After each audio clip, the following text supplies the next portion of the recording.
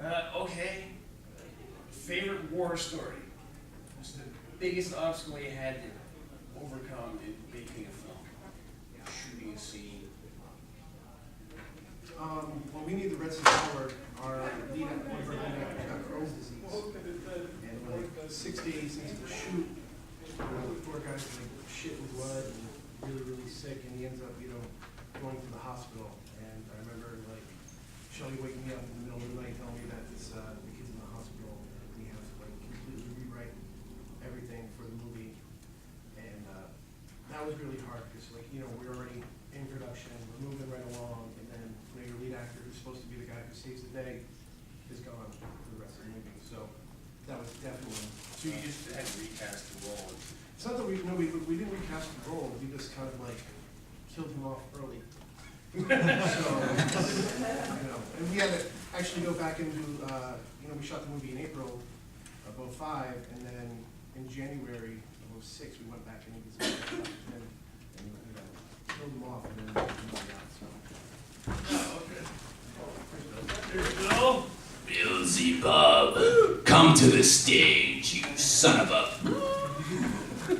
Everybody please welcome the legendary, the notorious, the slightly inebriated... Take a right turn, all the way there. Over here, sit next to Frederick. Alright, he's bigger than you were. We were just talking about war stories.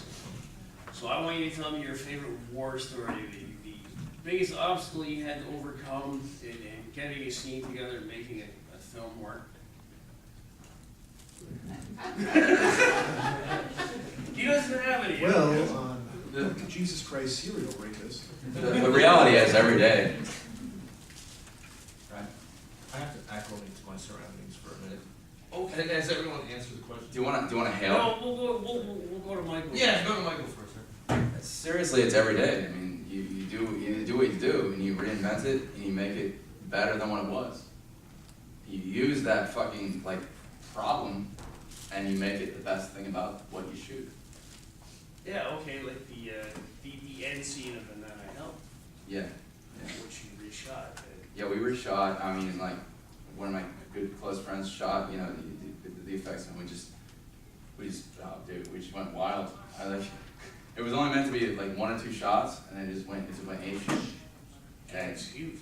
It's a lot more massive now than it was. It reinvented itself. It wasn't something we planned to do, but it just the movie is the muse, and you have to follow it. Yeah, this particular scene we're talking about is this crazy thing-like scene with this giant creature, and then there's heads coming out everywhere. It's the ultimate blood bliss. Flying and snot. It's the bliss. It is the character's bliss and what they've been reaching towards and what they are reaching to be, and you feel it now. You feel that they're getting off. They're getting rocks off. What about you, Greg? We shot Slime City Massacre, the new one in Buffalo, last July, and it's got a huge cast, and it's pretty much an ensemble piece, but the nominal lead is a local actress named Jennifer Beal, really talented. And on the 5th day of shooting, we were shooting in an abandoned train terminal, some abandoned buildings around the terminal. They had no electricity, no running water. For the most part, we used bounce light. But at the end of one day, where she was playing the slime creature, she had the bandages on, and the pink slime and everything. We just had a couple of shots left in the sequence where she and the other slime guy pulverized a couple of guys to death. She had to go to the bathroom. She went skipping off. We turned our attention to the effects, and we heard a loud crash. And I looked around, and she was nowhere to be seen in this huge abandoned building. So I went running off immediately, and she was clinging to the side of a wall in some sort of floor compartment, an access panel. It was about 10 feet deep. And I jumped down onto a pipe, and I hauled her up, and blood was pouring everywhere. And what had happened is, as she fell, she reached out to grab a rusty piece of metal that was sticking out and sliced her fingers open. Ow. Severed a tendon, could have lost her finger. I pulled her up and she was already lightheaded. She was like, "Oh, I'm okay, I don't have to go to the hospital." Splatter, splatter, all over the floor. I mean, it was really not a nice scene. Of course, we sent her to the hospital right away. The ambulance came, the fire truck, news reporters, none of the type of thing you want. I mean, we were shooting with permits and we had insurance, everything, so it wasn't like we were doing a guerrilla shoot where we didn't want any attention, but it's still not what you want going on in a neighborhood. And they took her to the ER, and her boyfriend saw the wound and fainted. That's how bad it was. She almost lost her finger. And I mean, nothing has ever weighed more heavily on the film. I was really worried about her. And next day, she shows up on set, fingers bandaged. She says, "Oh, I have to have tendon surgery tomorrow." I mean, we were lucky that she showed up. I had to rearrange the schedule a little bit. I'll jump ahead of it and say that she's perfectly healed. And whereas a bunch of us on the film got SCM tattoos, including Debbie Rochon, she's got a little S on her finger where they did the surgery. But I just had something fun myself. it was a nightmare situation, and when they took her into the ER, she had the pink slime on, she had the blood from the scene on, she had the fake, they literally said, "What are we dealing with here?" So that was really nightmarish, but it's also something that's evident throughout the film. In one scene her fingers are fine, in the next scene she's got one bandage on, in the next scene she's got this big lobster claw on. So we actually wrote a scene to kind of explain that, where the boyfriend's wrapping her arm up in bandages, and people who have watched it buy it. I mean, no one has seen it as a problem, but it was definitely trying to deal with a really tough situation. And we had to assign her a stunt double, because she couldn't do anything, you know, with her hand in desperate, bad shape, and we assigned her for the first few days her personal assistant, which on a Greg Lamberson film, no one gets a personal assistant. It's just not going to happen. But she had to have someone follow her around to, Not even Greg? No. Oh, I had an assistant director who's in the audience, by the way. Stand up, stand up. Stand up, Michael. I call him the Donald Pleasant. Cheers, man. So the assistant had to like light her cigarettes and unzip her pants so she could go to the bathroom and all that stuff. And it was really a nightmare. And I will tell you that Debbie Rochon pulled me aside. And if you've never heard the story, on a set once, she picked up a machete that was supposed to have been dulled, and it wasn't. It almost cut all her fingers off. So she knew exactly what was coming and what the doctors were going to say and what the surgery would be. And she said, you know, you really want to keep this on the down low. You don't want to post it on Facebook because Buffalo's crawling with 1,000 lawyers. Jen could not have been better about it. We see the ads. Yes, it's shocking. I mean, when I moved to Buffalo, every other ad is for an attorney. But insurance covered it, no problem. She healed. Have you been injured in an accident?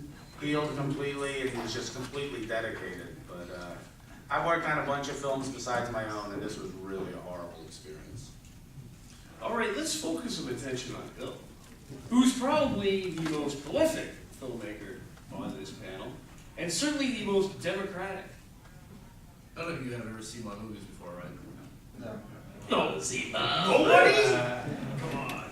There we go. You will blow your mind in other ways you never knew.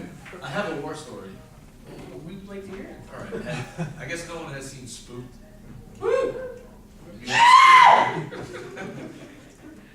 All right, it's about 4 white supremacists who are friends. Right, thank you. And one of them dies and comes back Alright. black, and the other 3 have to tolerate him until they figure out how to turn back white. Well, anyway, I made that movie just to really, you know, he's the king of gore. I don't know what you're kings of, but I'm the king of, I guess, political incorrectness. I don't Only you apologize. admit it. When I make a joke, I don't sugarcoat it in any way after the fact. Great, he's not lying.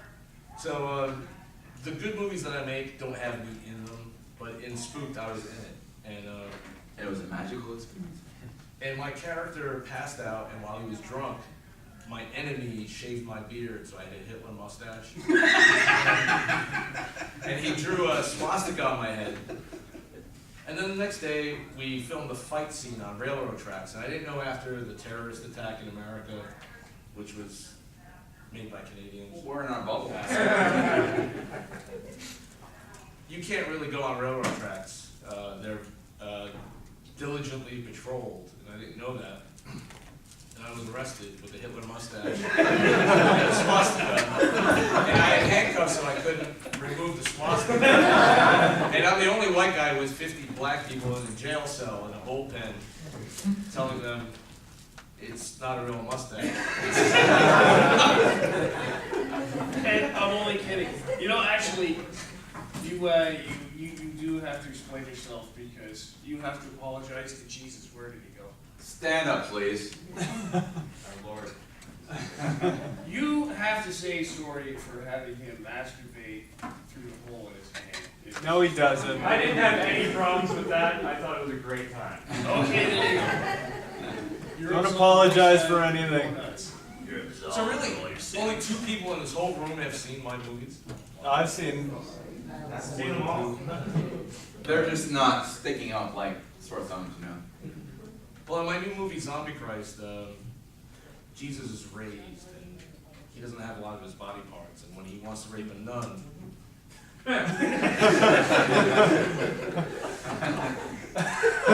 he takes a chicken bone and puts it on its pelvis. So it's a real boner for the first time. Because there are some mammals that actually have bones in there. What's the plural of penis? Peni? You know what it is? Cheers, dude. But I'm sorry, I don't want to hog this all up. Pay attention to the real filmmakers. No, seriously, cheers, dude.